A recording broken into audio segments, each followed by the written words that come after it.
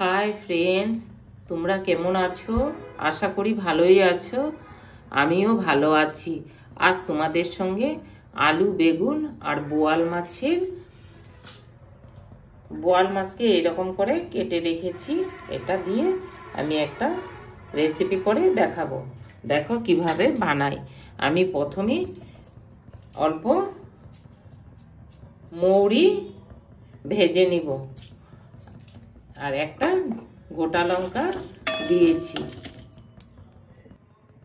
এখন কড়াইতে মাছ ভাজার জন্য পরিমাণ মতো তেল দিয়ে দিব। তেল দিয়ে আমি অল্প নুন দিয়ে দিব, যাতে মাছটা ধরে না যায়। এখন আমি মাছগুলো দিয়ে ভালো করে ভেজে নেব।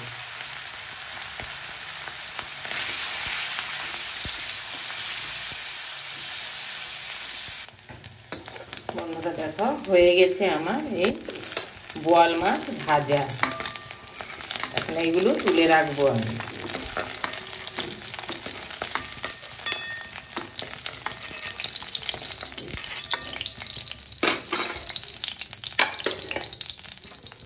এখন এই তেলের মধ্যেই আমি মৌরি আর হাফ শুকনো লঙ্কা ফোড়নে দিয়ে দিলাম আর অল্প তেজপাতা দিয়ে দিলাম।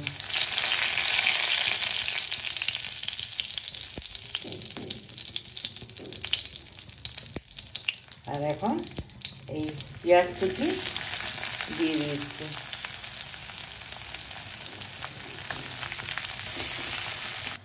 বন্ধুরা, এখানে বোয়াল মাছ এই চৌকো চৌকো করে ভাজা আর আলু চৌকো চৌকো করে ভাজা আর বেগুন চৌকো চৌকো করে ভাজা আছে।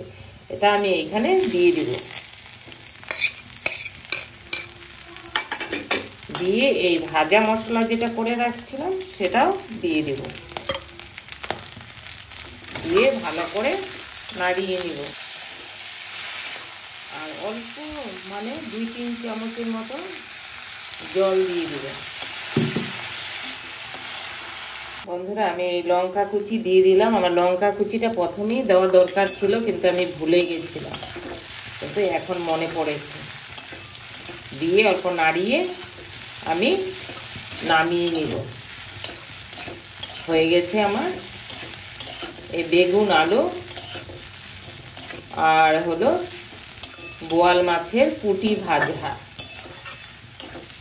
আলু বেগুন আর হলো বোয়াল মাছ দিয়ে পুঁটি ভাজা।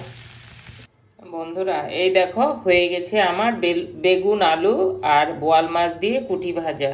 তোমরাও খাবে, বাড়িতে বানাবে, দেখবে খুব ভালো লাগে। তারপর আমাকে কমেন্ট করে বলবে।